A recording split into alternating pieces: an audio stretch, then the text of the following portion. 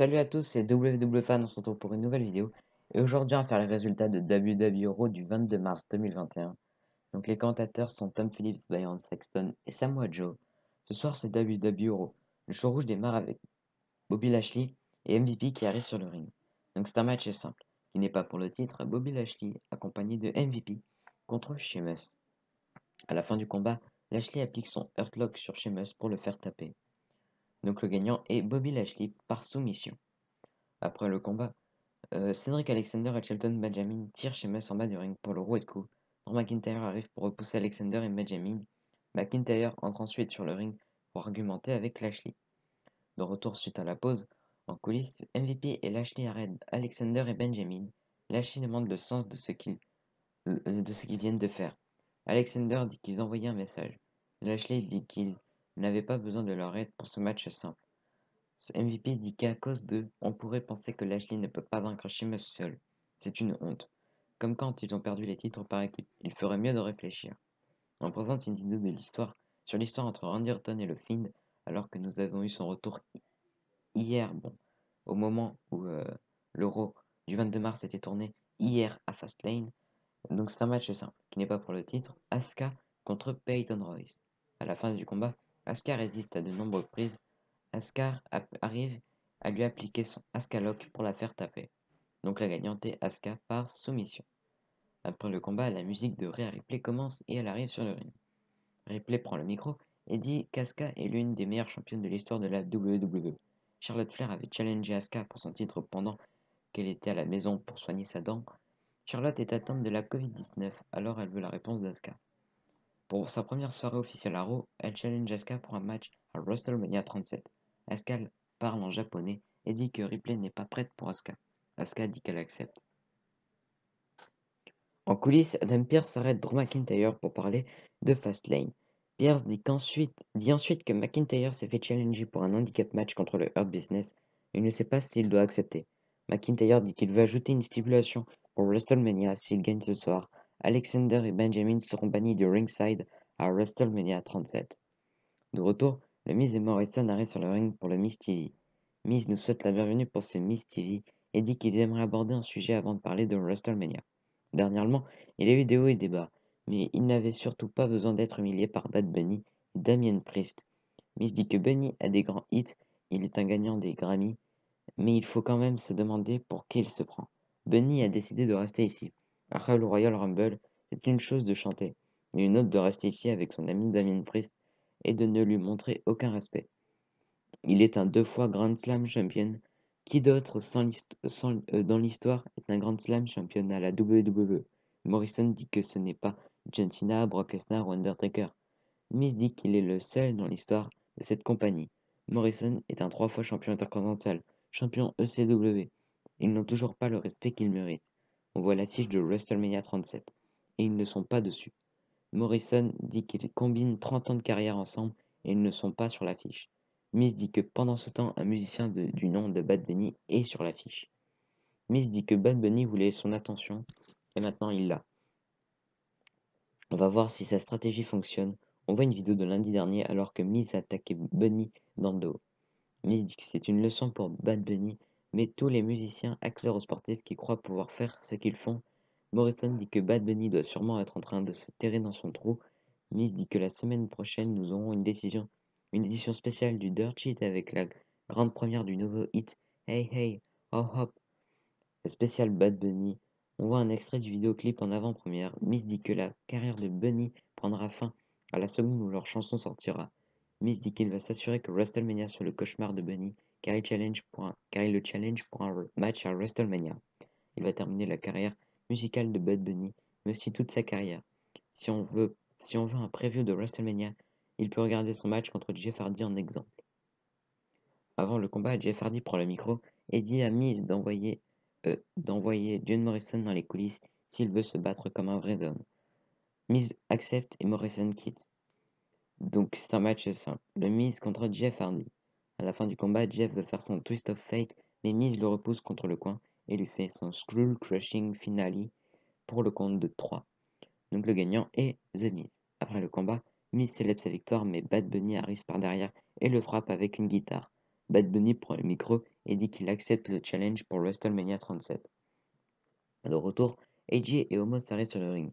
AJ dit que ça va arriver. Nous aurons le New Day contre eux pour WrestleMania 37, ce qui va marquer les débuts d'Omos, et en plus le combat sera pour les titres par équipe. Omos sera en équipe avec la plus grande superstar de tous les temps. Il est excité de voir ce qu'Omos fera à Kingston et Woods. Ce serait génial lorsqu'il va les enterrer. AJ dit qu'à WrestleMania, ils vont devenir les nouveaux champions par équipe. Ils ne peuvent pas perdre. Le New Day arrive sur le ring. Kofi Kingston demande s'il veut vraiment dire qu'AJ et Omos vont gagner à WrestleMania. Kofi dit qu'il ne voit pas une équipe devant lui. Il voit un petit homme qui veut compenser avec un géant. Le petit commande le géant pour ses tâches diaboliques. AJ lui demande de se taire. Euh, Woods demande qui pourra clouer les épaules d'Omos au sol. C'est AJ qui va nuire à Omos et prendre le compte de 3. AJ dit de ne pas les écouter. Kofi dit qu'ils ne se connaissent même pas. Le New Day lui pose des questions comme sa couleur préférée ou sa saveur de crème glacée, mais AJ se trompe. Kofi demande son catcheur préféré, AJ répond lui, mais Omos dit que c'est Andrew le Giant. Woods demande comment Omos peut faire confiance à quelqu'un qu'il ne connaît pas. AJ dit qu'il va leur montrer ce qu'il peut faire. Donc, donc c'est un match simple. AJ Styles accompagné d'Omos contre Kofi Kingston accompagné de Xavier Woods. À la fin du combat, AJ veut se lancer pour son finisher mais Woods le distrait. Omos s'approche de Woods. AJ se lance pour son phénoménal forearm mais Kofi le renverse avec son SOS pour le compte de 3. Kofi et Woods prennent la fuite. Donc le gagnant est Kofi Kingston. En coulisses, Kevin arrête Sheamus pour savoir comment il voulait affronter le champion WWE ce soir malgré son match de hier. Sheamus dit qu'il ne renonce jamais au combat, il vit pour se battre. Sheamus dit qu'il a eu l'aide de McIntyre car c'est du respect. Riddle arrive sur sa trottinette et lui demande si les farfadets sont réels. Sheamus fait comme s'il voulait admirer la trottinette de Riddle, mais il le frappe dans le ventre avec. Donc de retour les catcheurs arrivent. Donc c'est un 2-on-1 handicap match. Si McIntyre gagne, Benjamin et Alexander seront bannis du ringside à WrestleMania. Donc Drew McIntyre contre Shelton Benjamin et Alexander. À la fin du combat, McIntyre fait un Claymore kick à Benjamin et il évite une charge d'Alexander pour lui faire son Claymore pour le compte de 3. Donc le gagnant est Drew McIntyre. De retour en coulisses, MVP discute avec Alexander et Benjamin. MVP dit que les deux ont voulu aider Bobby Lashley sans avoir demandé leur aide. En plus, ils perdent leur match après. Bobby Lashley arrive et dit qu'il va aller trouver des gens qui peuvent faire le boulot si Alexander et Benjamin n'y arrivent pas. Lashley entre dans le vestiaire pour s'adresser à tout le monde. Il dit qu'il va donner une chance à n'importe qui arrive à battre Drew McIntyre avant le WrestleMania. Lana et Naomi sont avec les commentateurs pour le prochain match. Donc c'est un match par équipe qui n'est pas pour le titre. Mandy Rose et Dana Brooke contre Nia Jax et Shayna Baszler, accompagnés de Reginald. À la fin du combat, Jax fait son Samoan Drop sur Brooke pour le compte de 3. Donc les gagnantes sont Nia Jax et Shayna Baszler. De retour, Elias, Jason Ryker et Shane McMahon sont sur le ring. Shane dit que beaucoup de personnes se sont préoccupées par les événements de Fastlane, mais personne ne l'est plus que lui car il aurait brisé l'idiot. Il ne faut pas s'inquiéter car le match aura lieu dès que son genou ira mieux. Elias n'a pas réussi sa tâche par contre. Elias dit qu'il n'était pas prêt. Shane dit qu'il a raison. Pour cette raison, il aura un rematch. Shane dit qu'ils ont aussi préparé la chanson Braun est stupide. Les deux commencent la chanson et Braun arrive ensuite. Strowman dit qu'ils doivent trouver ça bien drôle. Mais rien ne va arrêter la raclée qui attend Shane. Pour Elias, il a la chanson L'homme qui a eu ses mains. Donc c'est un match simple. Elias accompagné de Shane McMahon et Jason Ryker contre Braun Strowman. Donc à la fin du combat, Braun Strowman s'amuse à charger Ryker en bas du ring, et il fait sa power slam sur Elias pour le compte de 3. Donc le gagnant est Braun Strowman. Après le combat, Shane McMahon entre sur le ring et frappe Strowman dans le dos avec sa béquille, mais Strowman ne tombe pas. Shane prend la fuite et prend la fuite en courant sur la scène. Strowman prend le micro et dit que le genou de Shane semble bien aller, et encore une fois, il préfère prendre la fuite. Strowman dit qu'il va terminer toute cette histoire pour que Shane arrête de l'insulter. Alors, est-ce que Shane est suffisamment homme pour l'affronter à WrestleMania? Shane contre Strowman pour tout terminer. Shane dit qu'il accepte n'importe quelle sorte de match. Il le remportera forcément parce que Strowman est résolument stupide. De retour, les commentateurs présentent la carte de WrestleMania 37. Randy Orton arrive sur le ring avec un sac. Orton dit qu'il a l'impression que c'était hier. Hier qu'il était sur le ring à regarder le film brûler. Il a vu le film brûler vivant.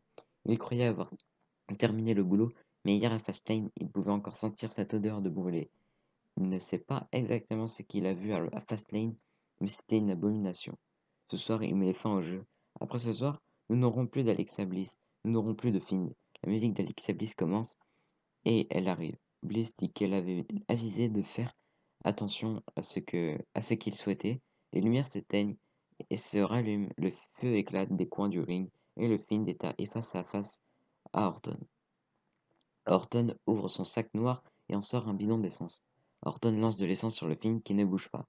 Orton prend une allumette, le Fiend s'approche de lui, mais Orton lui fait un RKO.